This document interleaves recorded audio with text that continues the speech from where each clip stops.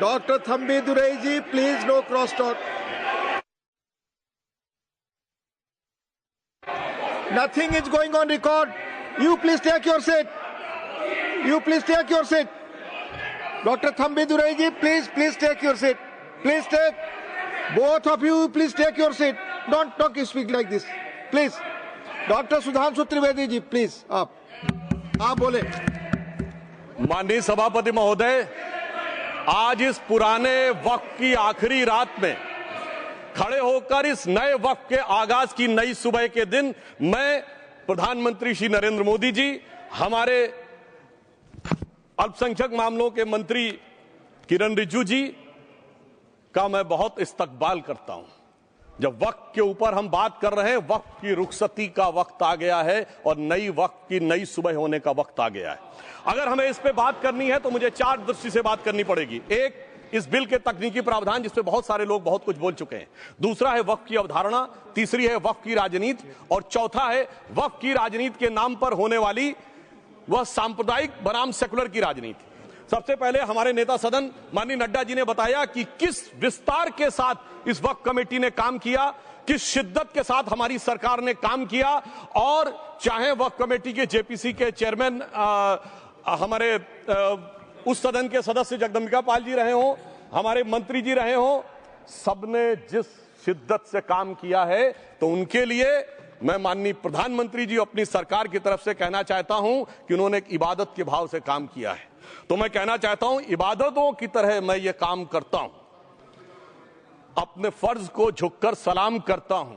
फिर भी आप खिलाफत कर रहे हैं तो तेरी मुखालफत से निखरती है शख्सियत मेरी। मैं सियासी दुश्मनों का भी बहुत एहतराम करता हूं। तो इस एहतराम के साथ मैं अब आगे का बयान शुरू करता हूं और मैं ये बताना चाहता हूं कि एक बड़ी सिंपल सी बात है जो अभी माननीय नड्डा जी ने भी कहा। दुनिया के तमाम मुस्लिम देश बता दिए, इस्लाम की धर्म स्थली सऊदी अरब, सबसे बड़ा मुस्लिम देश इंडोनेशिया, जहां खलीफत रही वहां टर्की, और जहां आईएसआईएस का इलाका वहां इराक और सीरिया, वहां कहीं भी कुछ भी नहीं है ऐसा। फिर भी हमारे यहां क्यों है कैसा? तो मैं कहना चाहूंगा सभापति महोदय, एक हिंदी में कहावत होती है, नया मुल्ला प्याज ज्यादा खाता है, परंतु यहां तो जो गैर मुल्ला प्याज बहुत खा रहा था और इतना खा रहा था कि आंसू निकल रहे थे गरीब मुसलमान के भी और देश के भी।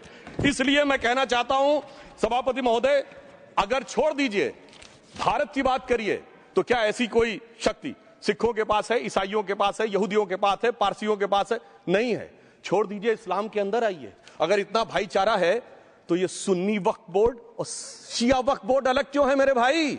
जमीन पे एक दूसरे पे एतबार नहीं है, सिर्फ सियासत के लिए साथ में आने की बात है। ये भी जरा सोचने की बात है। और जो अकलियतों में भी अकलियत है, आगा खानी है, बाकी है, जो बोहरा है, उनकी तो कोई गिनती नहीं है।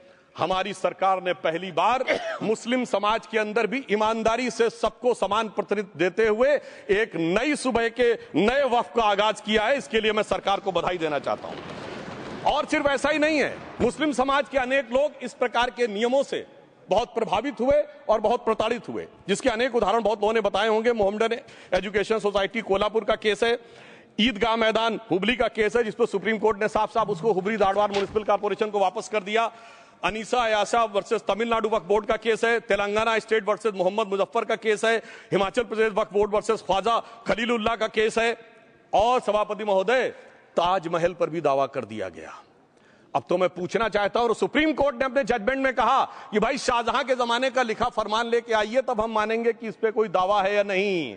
आप सोचिए कि अगर ये वक्त का कानून इसी ढंग से चला होता तो क्या होता। अभी हमारे जॉन ब्रिटास जी और मनोज झा जी ने बहुत सारी बातें बोली थी। एक प्यास की बात बोली थी, उन्होंने उड़ीसा के ग्राहम स्टोन्स का जिक्र किया था, तो उसमें तो कांग्रेस की सरकार सीबीआई की इंक्वायरी नहीं कर पाई थी। मगर जब ताजमहल का उल्लेख आता है सभापति महोदय, तो एक प्यास मुझे याद आ जाती है। जब शाहजहां जेल में था और दूर से उस ताजमहल को देखता था और उसे सिर्फ एक सुराही पानी मिलता था और उसने औरंगजेब से कहा एक सुराही पानी और भिजवा दो, तो जानते उसने मना कर दिया। तो दुखी होकर शाहजहां ने फारसी में लिखा, ए पिसर तू अजब मुसलमानी, जे पिदरे जिंदा आप तरसानी, आफरीन हिंदुआन सदबार, जे देहंद पिदरावा मुर्दा देवम आप। मतलब तू कैसा मुसलमान है जो जिंदा बाप को पानी के लिए तरसा रहा है? तुझसे तो आफरीन 100 बार उन हिंदुओं को है जो पितृपक्ष में मरे हुए बाप को भी पानी देते हैं। और सभापति महोदय, मैं बताना चाहता हूं कि ये हमने ईमानदारी से मुस्लिम समाज के कल्याण के लिए बात की है,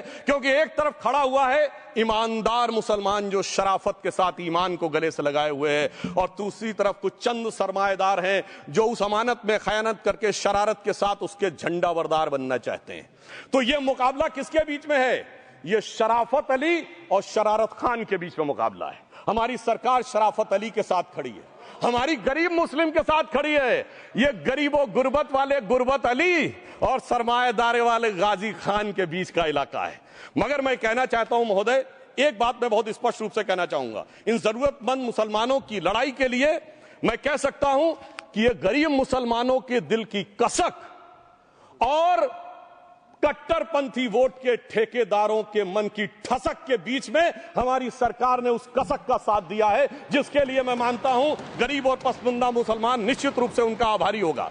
हां, मगर जब इसकी बात आती तो भी माननीय खड़गे जी भी बोल रहे थे, माननीय संजय सिंह जी भी बोल रहे थे, मनोज झा जी भी बोल रहे थे कि साहब आपके यहां वो कितने पुजारी हैं और कितने किस वर्ग के पुजारी हैं। तो मैं उनको बताना चाहता हूं, केवल अकेले जूना अखाड़े ने पिछले साल 71 SC ST लोगों को महामंडलेश्वर बनाया है। अरे आपको हमारे सदन में बैठे हुए बाल योगी उमेश नाथ जी नहीं दिखते? वैसे तो कहा जाता है जात ना पूछो साधु की, मगर मैं बताना चाहता हूं विश्व हिंदू परिषद के 50,000 से अधिक पुजारी ट्राइबल्स में जो शेड्यूल कास्ट है जो काम कर रहे हैं। मगर मैं हद अदब से पूछना चाहता हूं, बताइए मुल्ला मौलवी मुफ्ती मुकर्रम बारी हाफिज में से कितने पसमंदा हैं? उसमें कितने जुलाहा अंसारी गौसी बताइए मिरासी कितने हैं? बाकी छोड़िए, पसंदला बोर्ड में है क्या? अरे वक्फ बोर्ड में है क्या? इसीलिए मैं कहता हूं खुद मियां फजीहत दूसरों को नसीहत। अगर ईमानदारी से बात करनी है तो उस पर आगे। मगर मैं एक बात और कहना चाहूंगा कि हमारी जो सरकार ने नाम दिया है, इसको उम्मीद नाम दिया है, और यह उम्मीद है किसके लिए? उस ईमानदार मुसलमान के लिए और देश के हर खास व आम के लिए यह उम्मीद है। मगर सभापति महोदय, कुछ लोग वो हैं जो उम्मा का ख्वाब पाले हुए थे। उम्मा शायद हमारे बहुत से लोग समझते हो ना समझते हो, पूरी एक एंटायर जो इस्लामिक खलीफत और राज होता है उसको उम्मा कहते हैं। उम्मीद वालों को तो उम्मीद की नई रोशनी दिख रही है, उम्मा वालों की उम्मीद पे पानी फिर रहा है। तो ये उम्मीद और उम्मा के बीच का भी मामला है। परंतु मैं ये भी कहना चाहूंगा सभापति महोदय, इसके बाद सिर्फ ऐसा ही नहीं था। प्रॉपर्टीज के ऊपर, तमाम सरकारी प्रॉपर्टीज पे जिसमें बहुत डिटेल में हमारे साथी लोग गए, मैं डिटेल में नहीं जाना चाहता। भोपाल का विषय है, हैदराबाद का विषय है, मुंबई का है, लखनऊ का है, पटना का है, बहुत प्रकार से है। माननीय लालू प्रसाद यादव जी का विषय जब बताया गया था तो बहुत ज्यादा हमारे मनोज झा जी बोल रहे थे, तो अब मैं उसके डिटेल में नहीं जाना चाहता हूं। सबने वो वीडियो देखा है। बस एक लाइन में उनके लिए कहना चाहूंगा, वो कुछ भी बोल रहे हैं, जिसे कहते हैं बिगड़ी बात बने नहीं, लाख करो किनकोए, रहीमन बिगड़े दूध को मथे न माखन होए। अब जो बोलना था वो बोल चुके, सबके सामने वो आ चुका। अब एक बात और है, दूसरे धर्म स्थलों के बारे में विषय आता है, तो मैं याद दिलाना चाहता हूं केरला के कैथोलिक चर्च ने 31 मार्च 2025 को जो लिखा, सिर्फ उसकी लास्ट की 2 लाइन बोलना चाहता हूं। We request the central government to get the amendment bill passed as early as possible so that the tears of thousands of suffering people in the place like Munambam can be wiped out only by a legal amendment that can provide a permanent solution to their suffering. We urge all the MPs from opposition party to support the bill so that the historic legislation can become unanimous. मगर सभापति महोदय, ये अल्पसंख्यकों की बात करने वाले जब अल्पसंख्यक की बात आती तराजू पे तोलते हैं, किसका वेट ज्यादा है, किसकी धमक ज्यादा है, किसकी खनक ज्यादा है, फिर तय करते हैं कि माइनॉरिटी के साथ आना है, किस माइनॉरिटी के साथ नहीं आना है। और मैं एक और बात कहना चाहता हूं, तमिलनाडु के तिरुचेरी मंदिर की बात आई, यमुनानगर में गुरुद्वारे की बात आई, केरल में क्रिश्चियन कम्युनिटी की जमीन की बात आई। बहुत सारे लोग प्लेसेस ऑफ वर्शिप के एक्ट की बात करते हैं, तो as per places of worship act Tamil Nadu का मंदिर का तो स्टेटस नहीं चेंज हो सकता भाई। 15 अगस्त 47 के बाद किसी प्लेस ऑफ वर्शिप का स्टेटस नहीं चेंज हो सकता, तो वक्फ बोर्ड को क्लेम फॉरफिट कर देना चाहिए, because it is in contrast to the places of worship act. परंतु अब सुनिए, यही गुरुद्वारे के बारे में भी होना चाहिए। मगर सभापति महोदय, चाहे वक्फ बोर्ड का एक्ट हो, चाहे प्लेसेस ऑफ वर्शिप एक्ट हो, एक ही को फायदा होना है, जिसे कहावत में कहते हैं खरबूजा छुरी पर गिरे या छुरी खरबूजे पे गिरे, आखिर में कटना भगवे रंग के खरबूजे को ही होता है। अब मैं यह भी बताना चाहता हूं कि इन संपत्तियों के द्वारा जो कुछ हुआ, उन्होंने इतनी चीजों को लिया है, इतनी चीजों को लिया है। एक पुराना उर्दू का शेर है कि मिटे नामियों के निशान कैसे कैसे, और ये जमीन खा गई आसमां कैसे कैसे। इस जमीन ने कैसे कैसे लोगों को अपने में समा लिया, इसकी तमाम तारीख गवाह है। अगर मैं इसमें बहुत डिटेल में जाऊंगा तो सदन का बहुत सारा वक्त जाएगा, परंतु मैं एक बात ये कहना चाहता हूं कि जब इतना ज्यादा आगे बढ़ गया तो फिर कोर्ट ने आगे इंटरवेंशन करना शुरू किया। मैं डिटेल में नहीं जाना चाहता हूं। अभी कार्तिकेय शर्मा जी ने बहुतों ने बोला सैयद फैसल का case versus union of government, Allahabad high court के केस को कहा, मगर Bashir versus state of West Bengal case में उन्होंने बहुत क्लियर कट कहा है कि waqf is not a religious denomination in accordance with the Article 26 of the Constitution, so the matter relating to the restricting the economic, financial, political and other sectoral activities that may be associated with religious practice under Article 25(2)(a) of the Constitution can be regulated by the state. तो मुझे लगता है अब इसके बाद कोई किंतु परंतु का स्कोप नहीं रह जाना चाहिए। परंतु उसके बाद भी सभापति महोदय जो कानून को न माने, जो कहे संविधान को नहीं मानेंगे और जो ये कहे कि साहब अदालत के आदेश को भी नहीं मानेंगे, तो फिर इसका मतलब उसके मन में तो एक ऐसी बादशाही आ गई है। इसके लिए मुझे सभापति महोदय वो पुरानी वाली फिल्म अगर लोगों को याद हो तो मुगले आजम का वो सीन याद आता है कि जब अकबर ने अनारकली को कैद कर लिया तो सलीम कहता है जब्त मैं करूं जिसकी की जमीन वीरान हो गई है, जब्त वो न करे जिनके सिर्फ शौक के बाद चाहत को ठेस पहुंची है। ये जिल्ले इलाही की बादशाही नहीं बल्कि खुदाई है।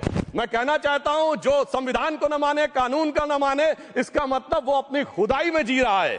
तो ये वो लोग हैं। और वैसे मैं सभापति महोदय खुदाई से आजकल बहुत से लोगों को डर लगता है, क्योंकि जहां जहां खुदा है वहां वहां भगवान है, जहां जहां खुदा है वहां वहां भगवान है। बाकी आप सब बहुत बुद्धिमान हैं। अब मैं ये भी बात कहना चाहता हूं, और वैसे आखिर में उस अनारकली को कैद से छुड़ाने के लिए सलीम का एक हिंदू साथी दुर्जन सिंह ही आया था। मैं कह सकता हूं कि वक्फ की इस मुकद्दस जमीन को अगर कैद करके रखा है तो उन चंद लोगों ने जिनके दिमाग आज भी उन चीजों में भरे हुए हैं कि कोई समझता हम तो किसी जमाने में हुक्मरान वक्त थे, कोई कहता हुजूर नवाब थे, कोई कहता बादशाह आलमगीर थे, कोई कहता है बादशाह गाजी जिंदा पीर थे। तो नदीमुल हक साहब ने जो बोला था ना, किसी के बाप का हिंदुस्तान थोड़ी है, बिल्कुल मैं कहना चाहता हूं जिन्होंने इस देश के लिए खून बहाया उनके बाप का हिंदुस्तान है, उस गरीब मुस्लिम कारीगर के बाप का हिंदुस्तान है। पर जो ये कहते हैं कि आगरे का लाल किला किसके बाप ने बनवाया, आगरे का किला किसके बाप ने बनवाया, दिल्ली का किला किसके बाप ने बनवाया, हैदराबाद का चार मीनार किसके बाप ने बनवाया, उसके बाप का यह हिंदुस्तान नहीं है। और उसके बाद भी जो आप करना चाहते हैं, अगर इस रास्ते में आप कांटे बिछाना चाहते हैं तो उनके लिए एक लाइन कहना चाहता हूं सभापति महोदय, तेरी तमन्ना है पर हम खार न बोने देंगे, खार कांटों को कहते हैं, तेरी तमन्ना है पर हम खार न बोने देंगे, तुझे हम राह की दीवार न होने देंगे, तू सबको रौंद कर आगे जो निकलना चाहे हम तेरी इतनी भी रफ्तार न होने देंगे। और इसीलिए हमारी सरकार ने इस विषय के ऊपर एक सही और सटीक प्रयोग करने का प्रयास किया है। मैं दूसरी बात यह भी बताना चाहता हूं, हमारे डीएमके के तिरुचि शिवाजी ने अनायास अकारण यह बात बोली थी कि उस समय जब जिन्ना का उल्लेख करते हुए उन्होंने कहा कि पार्टीशन के समय, तो मैं उनके सुलभ संज्ञान के लिए बता देता हूं, 1946 की कॉन्स्टिट्यूएंट असेंबली में मद्रास प्रेसिडेंसी में 30 आउट ऑफ 30 सीट्स जो थी वो मुस्लिम लीग ने जीती थी विद 95% ऑफ वोट्स, और एक भी मुस्लिम वहां के बाद बाहर नहीं गया। इसलिए मैं ईमानदारी से कहना चाहता हूं, फैक्ट को समझिए।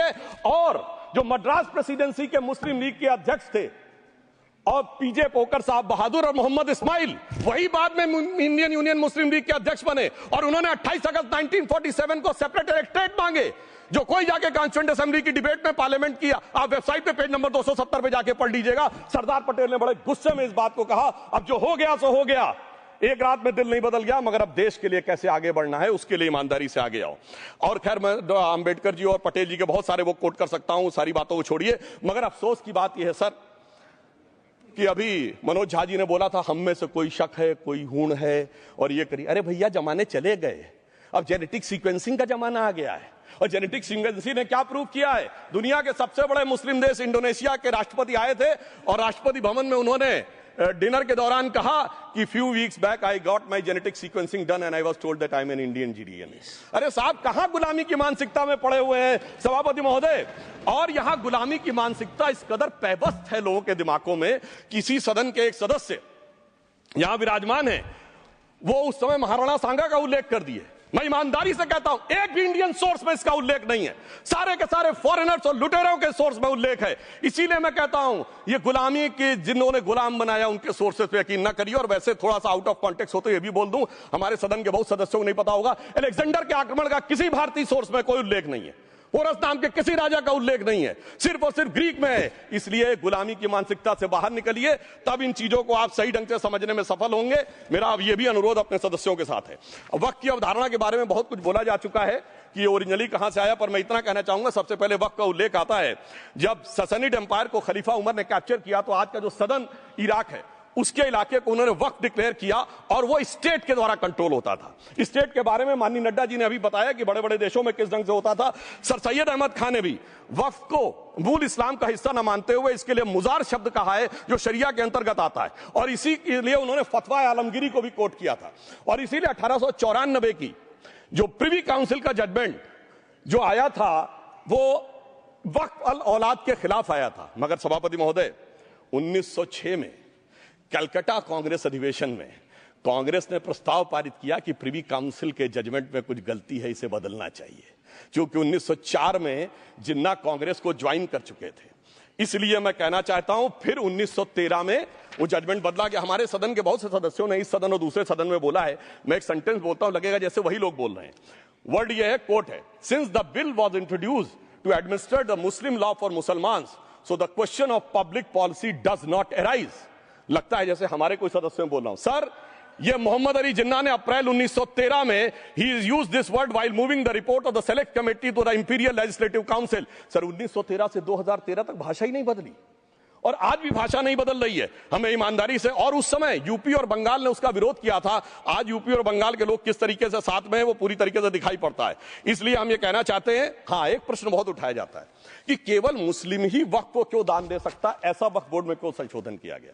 मैं ईमानदारी से कहना चाहता हूं, ऐसा नहीं कि मैं इस्लामिक मामलों का बहुत बड़ा आलिम फाजिल जानकार हूं, मगर इस्लाम में बहुत साफ मान्यता है कि जो गैर मुस्लिम है उसकी इबादत अल्लाह कबूल नहीं कर सकते, उसकी दुआ कबूल नहीं होगी तो दान कैसे कबूल होगा। साहब, हम इस्लामिक भावना का सम्मान कर रहे हैं। हमारे अल्पसंख्यक मंत्री गए थे तो वो मदीना में एक डेफिनेट लेवल तक जा सकते, उसके आगे नहीं जा सकते। अगर इबादत की इजाजत नहीं है तो साहब जायदाद की इजाजत कैसे हो सकती है। मुस्लिम भावना का सम्मान है, और अगर है तो कोई मुल्ला मौलवी मुफ्ती मुकर्रम बारी आज आके बता दे कि कबूल हो सकती है दुआ, तो हम दान भी कबूल करने के लिए तैयार हैं। और तो और छोड़िए साहब, जब आप कहते हैं कि हर चीज हलाल होनी चाहिए, तो साहब हलाल करने की प्रक्रिया नहीं, हलाल करने वाला भी मुस्लिम होना चाहिए, तब वो हलाल होता था। तो मैं पूछना चाहता हूं साहब, काटने के लिए तो हलाल होने के लिए मुस्लिम जरूरी है, और बांटने के लिए बगैर मुस्लिम के भी हलाल होगा, ऐसा तो नहीं हो सकता। तो जो हमारी सरकार ने किया है वो मुस्लिम भावना के सम्मान के लिए किया है। और जहां तक मैं कहना चाहूंगा, हिंदू समाज के बारे में बात करते हैं, हमारे यहां कोई प्रॉब्लम नहीं है। हमारे यहां कोई ऐसा नहीं कि हज पे कोई गैर मुस्लिम नहीं जा सकता। हमारे देखिए कुंभ में 50 लाख विदेशी आए थे और किसी से नहीं कहा या कन्वर्ट हो जाओ। इसलिए मैं कहना चाहता हूं, हिंदुइज्म की धारणा और बाकी धारणा का जो तुलना करने का प्रयास करते हैं वो बहुत उचित नहीं है। मगर सभापति महोदय, इस वक्त ने कई अद्भुत नजारे दिखाए। इस्लाम में जो काफिर से ज्यादा मुशरिक और शिर्क को बुरा माना गया, नहीं जो भगवान को माने ही नहीं। यहां देखिए वो लेफ्ट के लोग जो कहते धर्म एक अफीम है, वो आज खुदाई खिदमतगार बन के खड़े हो गए। सोचिए कैसा बदलाव आया है। और सर, मुझे एक और चीज नजर आती है, एक पुराना गीत था, वक्त ने किया क्या हसी सितम। तो आज मैं कहना चाहूंगा, वक्त ने किया क्या हसी सितम कि मुस्लिम लीग और शिवसेना मिलके हो गए हम। और मैं कहना चाहता हूं, ये मुस्लिम लीग वो है जिसने सेपरेट इलेक्टोरेट की मांग की थी, और इस शिवसेना के उबाटा के हमारे इस सदन के एक सदस्य हैं। और सर, हमारे साथ मुरली जी बैठे हैं, मुरली देवड़ा जी ने मुझे याद दिलाया, उन्होंने मिलिंद देवड़ा जी ने याद दिलाया, उन्होंने कहा एक जमाने में उन्होंने कहा था मुस्लिमों की नागरिकता छीन लेनी चाहिए। इसीलिए मैं कह रहा हूं, वक्त ने किया क्या हसी सितम, ये दोनों मिलके हो गए हम। और सर, मैं इसके बाद एक टेक्निकल बात करना चाहता हूं। जब इन्होंने टाइम ड्यूरेशन हटा दिया था और बैक में पीछे जा सकते थे, तो मैं पूछना चाहता हूं सर कि जब ब्रिटिश हुकूमत आई तो उसने तो मुगलों सारी हुकूमत ले ली थी, तो उनका मालिकाना हक कैसे हुआ। सर, 1707 के बाद तो इस्लामी हुकूमत दिल्ली से खत्म हो गई थी। एक आखिरी मुगल बादशाह शाह आलम के लिए तो बोला जाता था सल्तनते शाह आलम दे लाल किले ते पालम, यानी आज का IGI एयरपोर्ट। तो साहब उसके बाद ये गुजरात के सूरत से लेकर लखनऊ तक उनका मालिकाना हक निकलने कहां से लगा? अरे भाई, जब दिल्ली को कैप्चर किया था अंग्रेजों ने तो सारी जमीन अंग्रेजों की थी। तो जब मैं अपने कांग्रेस के मित्रों से पूछना चाहता हूं, ये जब गवर्नमेंट ऑफ इंडिया एक्ट में पावर डीड ट्रांसफर की थी तो पढ़े नहीं थे क्या, या खोखले कागज पर साइन कर लिए थे, या कागज सही था, आप खोखला करने की बात है?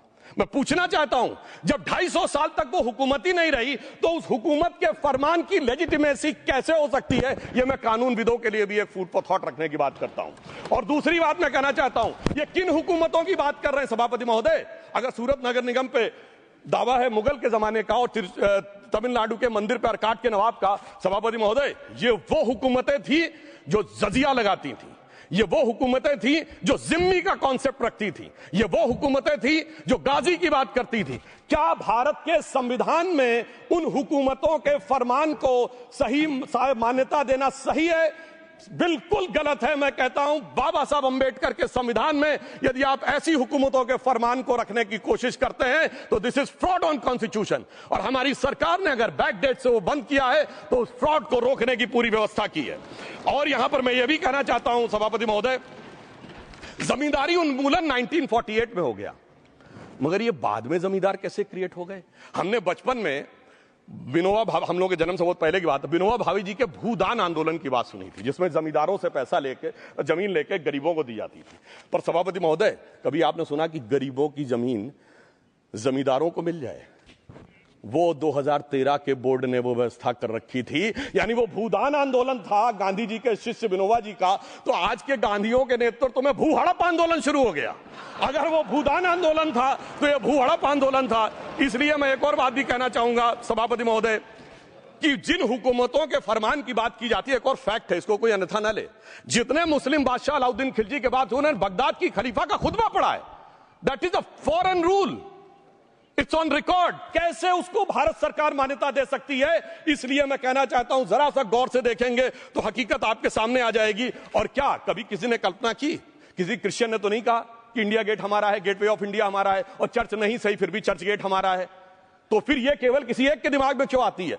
हमने जो इवैक्यू एक्ट के तहत दे दिया था पाकिस्तान के गए लोगों को, क्या हमारे जो सिख और हिंदू भाई आए थे उनकी जमीनें मिली?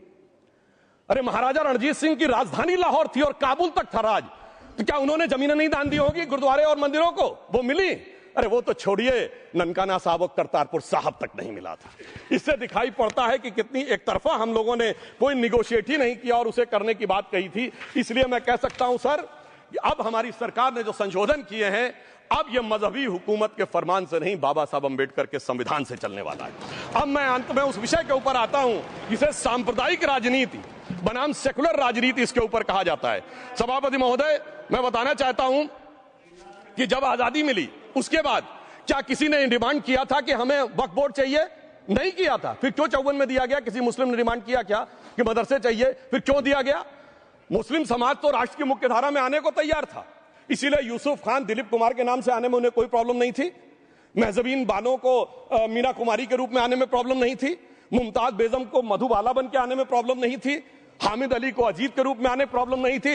मगर, और मैं यह भी बताना चाहता हूं, मुस्लिम समाज में बहुत बड़ा तबका उस समय इस बात को सोच रहा था, और अभी कपिल सिब्बल साहब बोले ये उस चीज के वकील रहे, इन्हें पता होना चाहिए, पता होगा कि सुन्नी सेंट्रल वक्फ बोर्ड राम मंदिर में 1961 में मुद्दई बना है, 12 साल के बाद। क्योंकि के मोहम्मद ने लिखा है कि एक बहुत बड़ा तबका था जो ये मानता था कि हमें इस चक्कर में नहीं पड़ना चाहिए। मगर अफसोस कि वही लेफ्टिस्टों, सेक्युलरिस्टों ने उनको समझाकर इस मुकाम तक लाकर खड़ा कर लिया। अब यहां मैं एक और बात कहना चाहूं, खैर छोड़िए उन सरकारों ने बाद में क्या दिया, मगर उसके बाद सुनिए, इंदिरा जी के जमाने में मुस्लिम पर्सनल लॉ बोर्ड आया, तो राजीव जी के जमाने में शाबानो केस आया, तो नरसिम्हा राव के जमाने में 95 का एक्ट आया, तो मनमोहन सिंह जी के जमाने में 2013 का एक्ट आया, मगर इलाज नहीं निकला। तो इसे एक शेर में कहूंगा कि मरीजे सेकुलर इश्क पर लानत खुदा की, मर्ज बढ़ता गया जो दवा की। अब मैं सभापति महोदय एक और बात कहना चाहता हूं, शुरू के 20-25 साल में मुस्लिम समाज के बारे में मैं कहना चाहता हूं। आज जब आजादी मिली तो मुस्लिम समाज के प्रतीक कौन थे? उस्ताद बिस्मिल्लाह खां, उस्ताद फरीदुद्दीन डागर, उस्ताद बड़े गुलाम अली, उस्ताद जाकिर हुसैन, जिनकी अभी कुछ दिन पहले डेथ हुई, बड़े बड़े नगमा निवार, हसरत जयपुरी, मजरूर सुल्तानपुरी, साहिर लुधियानवी, कैफी आजमी, जोश मलियाबादी, जिगर मुरादाबादी। अब सर क्या हो गया? तब मुस्लिम समाज इन अदब के शाहकारों के साथ जोड़ा जाता था। आज मुस्लिम समाज का नेतृत्व किन लोगों के साथ जोड़ता है? इशरत जहां, याकूब मेनन, मुख्तार अंसारी, अतीक अहमद, दाऊद इब्राहिम, कौन जोड़ रहा है ये? तब से सर, जब से ये सेकुलर हो गया देश 1976 से और सेकुलर सियासत शुरू हुई, उसने ले जाकर इनको इस मुकाम तक पहुंचाया। और इस वक्फ बोर्ड के बिल में भी जो बात कही जा रही है सर, मुस्लिम समाज को यह समझाया गया कि तुम्हें बीजेपी वालों को तुमसे बड़ी अदावत है और कहा गया इनको बड़ी मोहब्बत है। जब यह देश आजाद हुआ, मैं उत्तर प्रदेश का रहने वाला हूं, उत्तर प्रदेश में 1931 की संसद में 8% रेट ऑफ लिटरेसी थी और सैयद मुसलमानों में 24% थी। यूपी की ब्यूरोक्रेसी में 20% थे। आज कहां चले गए सब? मैं एक लाइन में कहना चाहूंगा, ये अदावत और मोहब्बत की सियासत में ऐसे फंसे कि किसी को किसी की मोहब्बत ने मारा, किसी को किसी की अदावत ने मारा, मगर इस शराफत अली को सेकुलर सियासत ने मारा। और मैं सभापति महोदय एक और बात कहना चाहता हूं कि चलिए बोलिए। Fauzia Khan, please please, one second, mic is there. Yes, ये बोल रहे हैं मुस्लिम समाज आज का इशरत जहां और फलाना टेररिस्ट के साथ नाम जोड़ रहे हैं। ये बिल्कुल आरोप है सर, इसको एक्सपंज करना चाहिए।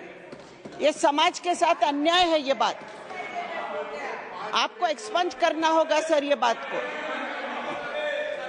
एक Honorable member, if you would carefully go through what Sudhanshu has said, I am sure you will appreciate his spirit. Just think for a moment. He has not cast any aspersions. Sudhanshu, go ahead. Time में जवाब दूंगा और उसके बाद ये हमारा सदन माने ना माने, जो देख रहे होंगे उनके लिए कहना चाहता हूं sir, doctor APJ Abdul Kalam. One second. काहे परेशान? Vaiko ji, honorable members, Vaiko ji, oh my God, Vaiko ji, tell me.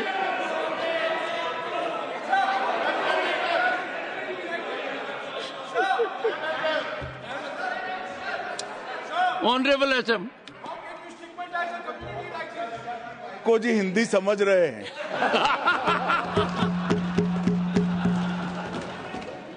One second. Fauziya Khan, one second. First, I think, one second. Sir क्या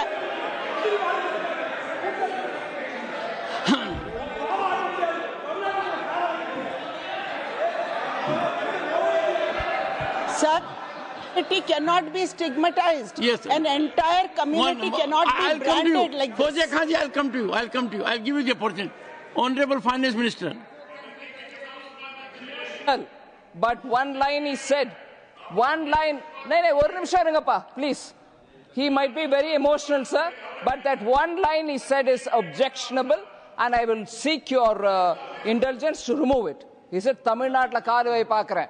You enter Tamil Nadu, I'll see you. No good. No good.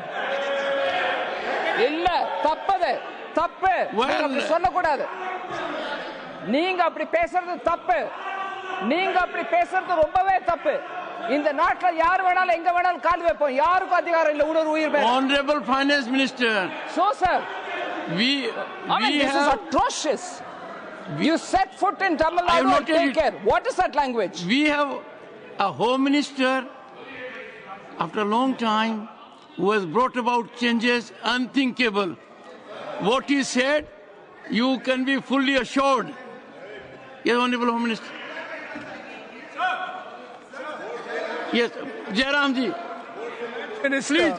If the Honorable Finance Minister has found a statement objectionable, Jairam ji, the statement of the Honorable Member stigmatizing a whole community is objectionable. Oh. And what is worse is the chairman lending respectability to that view. Oh my. That is even worse. Honorable that is even worse. मान्यवर, सुधांशु जी ने मुसलमानों के लिए कुछ नहीं किया है, India alliance के लिए किया है। अब मैं एक एक कर कर बता देता हूं। अरे सुनो ना भाई, आप सुनो तो। अरे दिग्विजय सिंह सुनिए, मैं खड़ा हूं ना अपने पैर पर।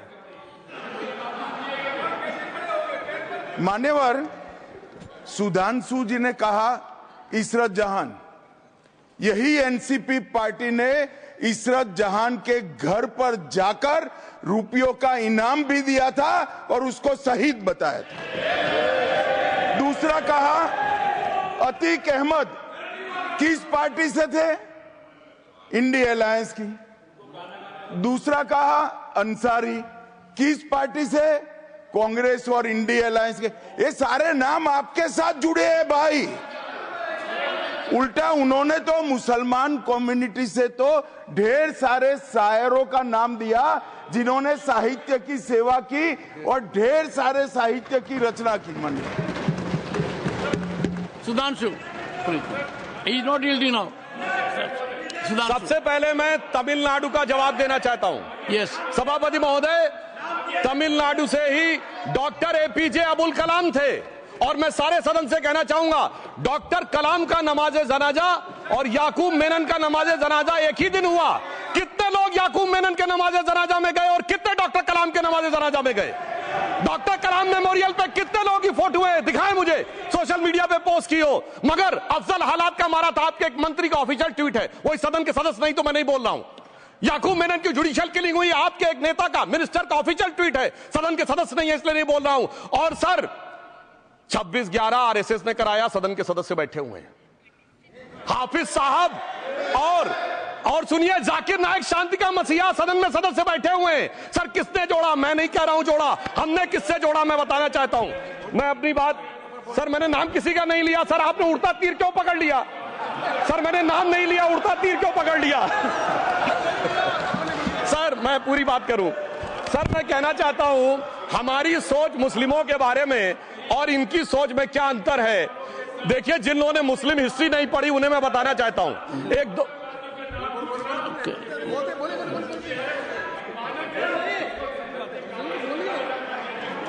सभापति महोदय, मैं थोड़ा उन लोगों को इस्लामिक हिस्ट्री के बारे में बताना चाहता हूं। Honourable Digvijaya Singh, please, no I'll give a chance. I'll give.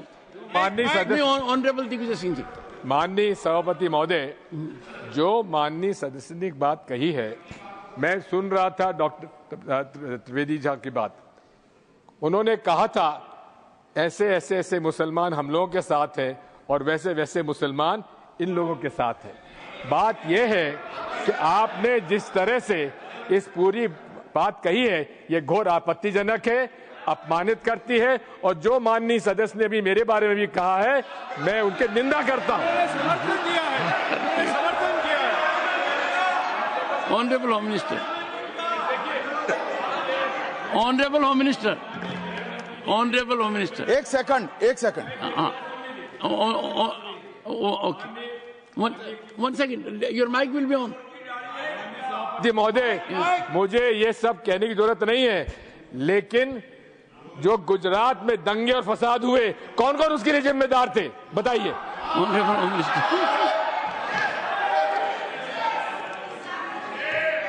मान्यवर, मैं ध्यान से बारीकी से पूरे संवाद को सुन रहा हूं। माननीय सदस्य सुधांशु जी ने दिग्विजय सिंह का नाम नहीं दिया। अब वो खड़े होकर कहे मेरे बारे में कहा, इससे साबित हो गए। और अभी भी मौका है, आपने नहीं कहा है कि 26/11 के हमले में आरएसएस का हाथ था, तो अभी खड़े होकर माइक चालू कराकर बुलवा दीजिए। माननीय,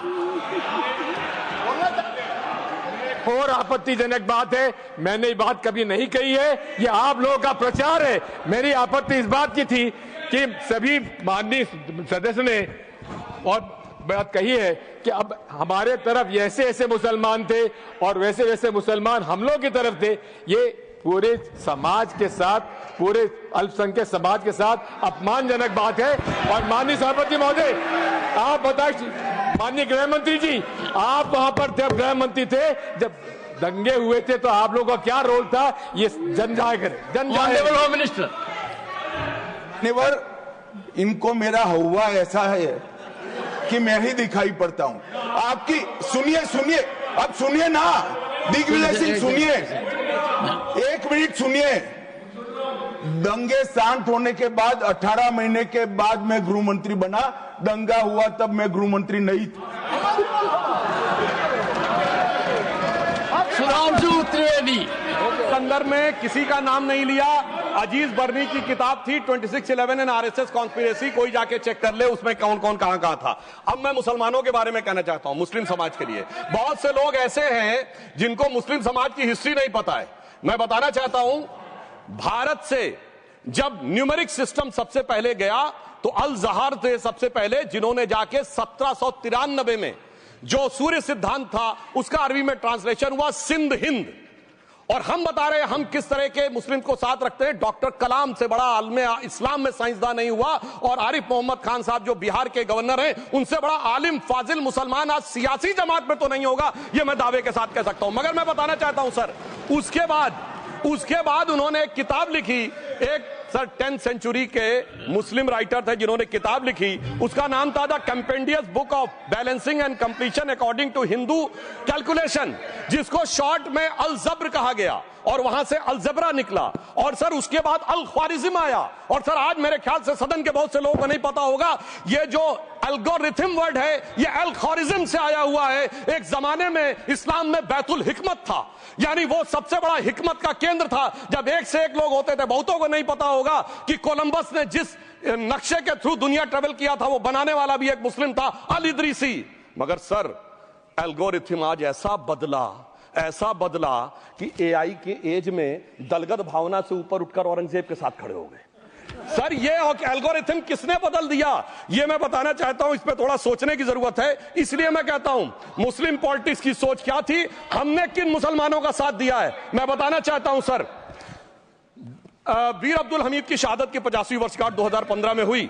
प्रधानमंत्री मोदी जी ने उनके पूरे परिवार को और उनकी पत्नी को बुला के सम्मानित किया, और इन लोगों ने उस यासीन मलिक को, जिसके ऊपर 3 एयरफोर्स के ऑफिसर्स को हत्या करने का आरोप था, वो प्रधानमंत्री आवास में सर साफ दिखाई पड़ता है कौन किसके साथ खड़ा हुआ है, कौन किस तरह के मुसलमान के साथ खड़ा हुआ है। और सर मैं ये भी कहना चाहता हूं सर, ये सर अपने टर्न पे बोलिए सर, पिछले 30-35 सालों से हुआ खड़ा किया जा रहा है। 1990 में जब राम मंदिर आंदोलन हुआ, कहा गया बीजेपी आएगी उत्तर प्रदेश में खा जाएगी। सर बीजेपी आने के बाद उत्तर प्रदेश में जानते क्या हुआ सर, 22 साल से शिया सुन्नी के बीच में जो दंगे चलते थे और मदे साहबा का जुलूस नहीं निकलता था, शिया समुदाय का मदे साहबा का जुलूस लखनऊ में हमारी सरकार में निकलना शुरू हुआ। और उसके बाद कहा गया केंद्र में भाजपा आएगी तो खा जाएगी। सर अटल जी की सरकार आई, इतनी शानदार स्थिति रही। उसके बाद कहा गया गुजरात में आएगी तो भाजपा खा जाएगी। सर गुजरात का मुसलमान आज सबसे समृद्ध मुसलमान है, सबसे ज्यादा जकात वहां से आता है। उसके बाद कहा गया मोदी जी की सरकार आएगी तो क्या होगा। सर मोदी जी की सरकार आने के बाद हमारे साथियों ने बताया है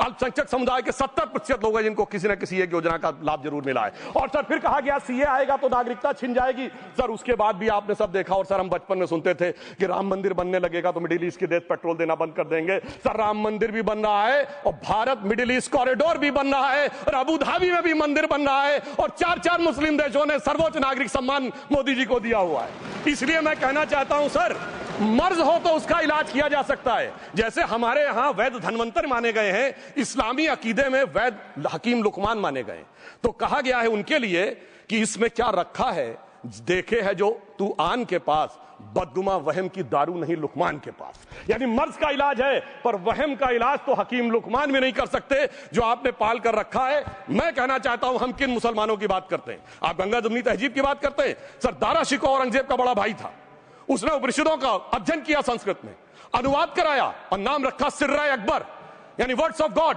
मैंने किसी को दारा शिकोह की जयंती मनाते हुए नहीं देखा। मैं पूछना चाहता हूं बेगम बीबी ताज, उनके घर पे जाते किसी ने सुना? सर ये बताइए, आलम शेख इतने बड़े कृष्ण भक्त के कवि, किसी ने सुना उनके घर पे जाते हुए? मलिक मोहम्मद जायसी जिन्होंने पद्मावत लिखा, उत्तर प्रदेश के रहने वाले, उनके घर पे कोई गया?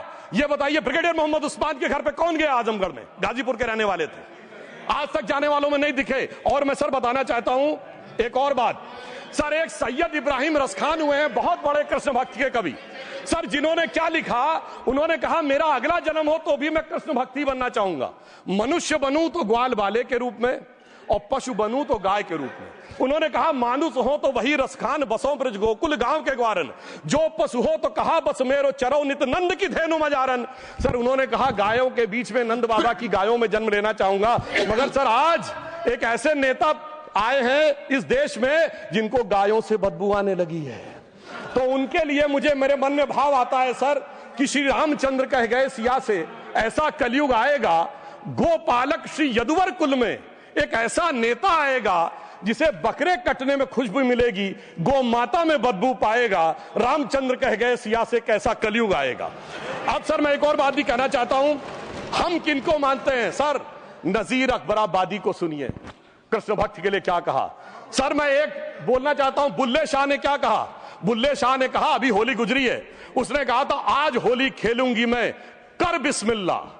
उन्होंने आगे कहा अलस्तु बिरबिकुम प्रीतम बोले, सब सखियों ने घूंघट खोले, नाम नबी की रतन चढ़ी, सुनिएगा, नाम नबी की रतन चढ़ी और बूंद पड़ी अल्लाह अल्लाह, आज होली खेलूंगी मैं कर बिस्मिल्लाह। तो मैं भी कहता हूं अब बिस्मिल्लाह करिए और उसके बाद हमारे इस सहयोग करिए, इस सकारात्मक उसका, वरना अल्हम्दुलिल्लाह जो हम मुसलमानों के लिए और देश के लिए करना चाहते हैं उसमें हमें सफलता जरूर मिलेगी। अंत में मैं सिर्फ ये कहना चाहता हूं सर, तमाम प्रकार की बातें यहां पर हुई, सकारात्मक और नकारात्मक, मगर अफसोस की बात यह है कि 1913 के वक्फ वाल औलाद से लेके 2013 के वक्फ वाल औलाद तक इनकी फितरत नहीं बढ़ती, क्योंकि सर ये तो पार्टियां ही अल औलाद हैं, तो इनको तो उससे बहुत ज्यादा वो होगी। पर मैं सिर्फ अंत में कहना चाहता हूं सर, अपनी सोच बदलिए। आप जिस कश्ती पे सवार होकर इस दरिया को पार करने की कोशिश कर रहे हैं, पिछले 75 साल में नहीं कर पा रहे हैं, 10-12 साल में बहुत हिचकोले खा रहे हैं, तो कश्ती और रास्ता बदलिए। तो इनके लिए अंत में एक पंक्ति कहते हुए बात समाप्त करना चाहूंगा कि इन्होंने कश्ती भी नहीं बदली, दरिया भी नहीं बदला, पर इन डूबने वालों का जज्बा भी नहीं बदला, पर है शौक सफर ऐसा, एक उम्र हुई हमने मंजिल भी नहीं पाई, रास्ता भी नहीं बदला। अब अगर नई मंजिल पानी है, नई मंजिल की नई सुबह देखनी है, तो मैं कहना चाहता हूं आइए सबको साथ लेकर चलिए।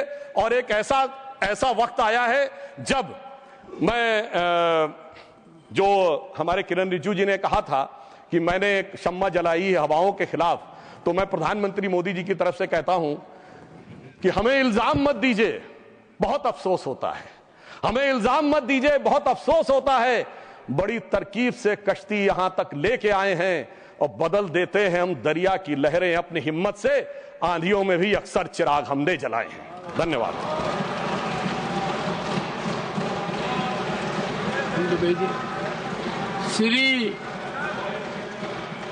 श्री जावेद अली खान, क्या पॉइंट ऑफ ऑर्डर? धन्यवाद सभापति जी। One second honourable member Tiruchi ji, under which rule? 261 sir है 261 rule 61 261 yes, I am at rule 261. Sir, if the chairman is of opinion that a word or words as or have been used in debate which is or defamatory or indecent or unparliamentary or undignified, he may in his discretion order that such word or words may be expelled. Good. I know the rules. Sir, I was hearing the translation, sir, and he was telling about good intention Muslims and evil intention Muslims. Evil is an unparliamentary word, sir. Kindly explain it. While the Honorable Member Parliament Sudhanshu Trivedi has said enough on it, I reserve my order and you will have it tomorrow in detail on this point. No, I have reserved my order. I will go through every word and I do it quite tomorrow itself. Jairamji, tomorrow itself. Tomorrow itself. No, will tomorrow come? And I am surprised कि chairman becomes easy punching bag. आपने 2 बार पिछले 20 minute में कहा है, I am lending strength to this narrative. So you supported him? Yes. You supported him? I support, once again, I support everything which is good, everything which is constitutional, everything which we need to follow as decorum. And I have said so on number of occasions. There are occasions when I have supported you. Don't forget that I have supported you.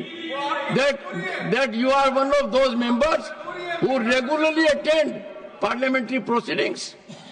You are very well prepared on occasions. I appreciated your contribution when Disaster Management Act bill was introduced in 2011.